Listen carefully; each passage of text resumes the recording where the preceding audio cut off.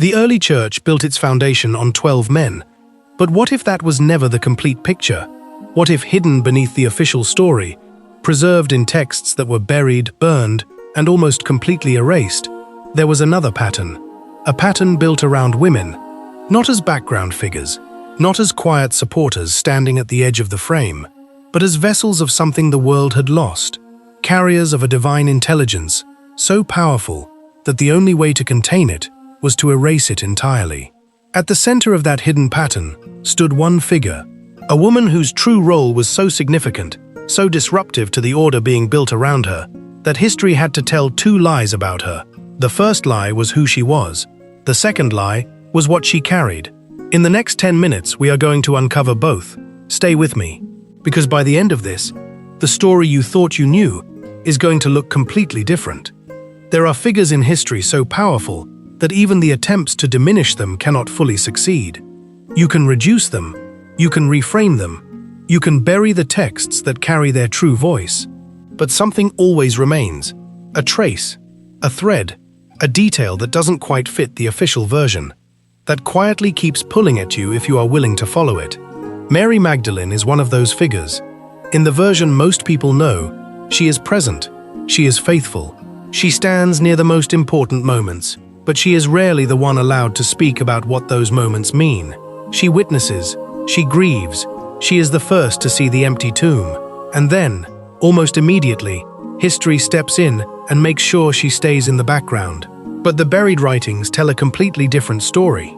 In the hidden texts, the ones that were suppressed, hidden in jars beneath the desert sand, and almost lost forever, Mary is not standing at the edge, she is standing at the center, not as a devoted follower, not as a reformed sinner, not as a supporting character in someone else's story, but as the one who understands what the others cannot yet grasp, the one who asks the questions that cut deeper than anyone else dares, the one whose very presence, whose very authority, made the men around her uncomfortable enough to challenge her directly. And the deeper you follow her through those buried writings, the more a question begins to form that the official story was never built to answer. What exactly was Mary Magdalene carrying? Because it wasn't just devotion, it was something far older, far larger, and far more threatening to the world being built around her. To understand what Mary was carrying, you have to understand a story that runs beneath the surface of the Gnostic writings, like a river beneath dry ground. The story of Sophia. In the ancient Gnostic vision, Sophia is not simply a goddess or an abstract theological idea. She is divine wisdom herself, a living presence, a force of consciousness that descended from the fullness of light into the lower world. And in descending, she became lost, not destroyed, not defeated, but exiled, separated from her origin, trapped inside a world of forgetting, a realm built on fear, illusion, and false identity, longing with everything she had to find her way back to the light she came from. The Gnostics called her tears, the longing inside every soul that has ever felt like a stranger in this world. And they called her exile, the reason that the deepest part of you sometimes aches for a home you have never physically seen. Because in the Gnostic understanding, her story is not separate from your story. Her descent is the descent of the soul into the lower world. Her exile is the spiritual amnesia every human being carries. Her longing is the whisper inside every person who has ever felt that the life they are living is not the whole of what they are. And her return, her slow, painful, luminous return toward the light, is the entire point of the teaching. Now here is where Mary Magdalene enters the pattern. Because the Gnostic writings do not present Mary simply as a follower of a great teacher, they present her as a soul who already understood Sophia's story from the inside, not because someone explained it to her, but because something in her already remembered it. There is a moment in the ancient text, known as Pistis Sophia, that stops you completely if you are paying attention. The teaching is unfolding. The story of Sophia's fall and her long journey back toward the light is being told. And one by one, the disciples listen and wait to be told what it means. But Mary does not wait. She steps forward. She reads the meaning before it has been given. She completes the pattern before the others have even understood the question. She does not need the explanation. She already knows. And this is the detail that changes everything, because it tells you something profound about the nature of her understanding. The male disciples in these texts operate from the outside. They receive teaching, they ask for clarification, they are given the map, and they study it carefully. Mary operates from the inside. She doesn't study the map, she recognizes the territory. Something in her has already been there. Something in her already carries the memory of what is being described. She is not learning about Sophia's exile. She is remembering it. And this specific quality of knowing is what the Gnostic texts use to place Mary in a position that no official version of her story was ever comfortable holding. In the Gospel of Philip, she is described as the companion of the teacher, a word that carries far more weight than simple friendship, a word that points toward a spiritual counterpart, a mirror, an equal in the work of restoration. And in that framing, something extraordinary becomes visible. The pairing of the teacher and Mary begins to echo a far older and far larger pairing, the union of light and wisdom, the divine reaching into exile to restore what had been lost. What was happening between them on the human level was mirroring what the Gnostics believed was happening on the cosmic level. And Mary, whether she chose it or was born into it, was carrying the human face of that cosmic return. Before we go any further, I need to stop here for just a second. If what you just heard is hitting something real inside you, if any of this is making you see things differently, I want you to do 3 things right now. First, hit that like button. Right now. It takes 1 second, and it tells me this kind of content matters to you. Second, if you are not subscribed yet, do that right now. Hit the bell too, because every single week this channel goes deeper into conversations exactly like this one, and you do not want to miss what is coming next. And third, share this video with one person. Just one. Someone you know who is searching for something but cannot put a name to what it is. This might be exactly what they need to hear today. Now, back to the story, because this is where it gets even bigger.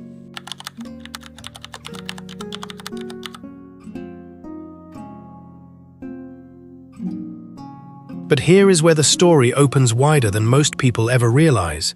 If Mary Magdalene was simply one exceptional woman, one rare soul whose depth set her apart from everyone around her, the story would already be remarkable. But she was not alone. Hidden inside one of the least discussed passages in all of the buried writings, a question is asked about the women who followed the teaching. And the answer does not treat them as background figures. It places them inside a structure.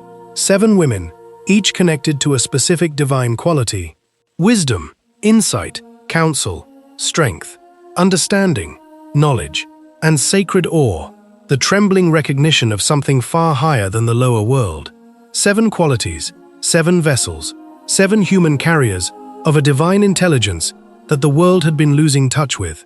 And suddenly, the image shifts completely, because this is no longer the story of one remarkable woman standing near something important. This is the story of a hidden architecture. On one side, 12 apostles, visible, named, remembered, built into the foundation of the institution that followed.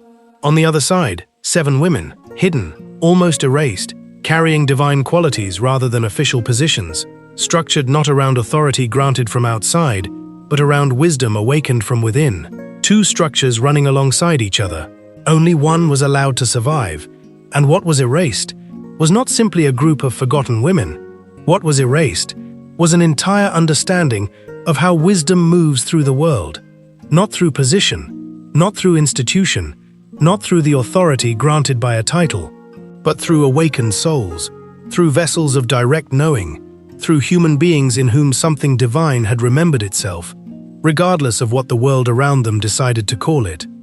But Mary's story does not end with the hidden lineage around her, because inside the Gospel of Mary, one of the most extraordinary of all the buried texts, she does something that no other figure in the surrounding writings does. She gives the disciples a map, not a doctrine, not a set of rules, not a list of things to believe, a map of the inner journey, the path the soul must travel to rise beyond the forces that keep it bound to the lower world, and the forces she names, the powers the soul must see through and rise beyond, are not distant cosmic demons. They are recognizable, immediate, personal. The first is forgetting. The moment the soul stops remembering its origin and begins to treat exile as home. The second is attachment, the endless reaching toward the external world for for something only the light can provide. The third is mistaken identity, believing the self shaped by fear and conditioning is the real self. Wearing the garment so long you forget there is something underneath it. The fourth is unconscious loyalty to heaviness, repeating the same draining patterns, returning to the same familiar darkness because at least it is known. The fifth is reduction to the body alone, believing you are only appetite, appearance, survival, and instinct, forgetting that the body is a vessel, not the whole of what you are. The sixth is information mistaken for wisdom, collecting sacred language without actually being changed by it, knowing all the right words while the soul remains exactly where it was.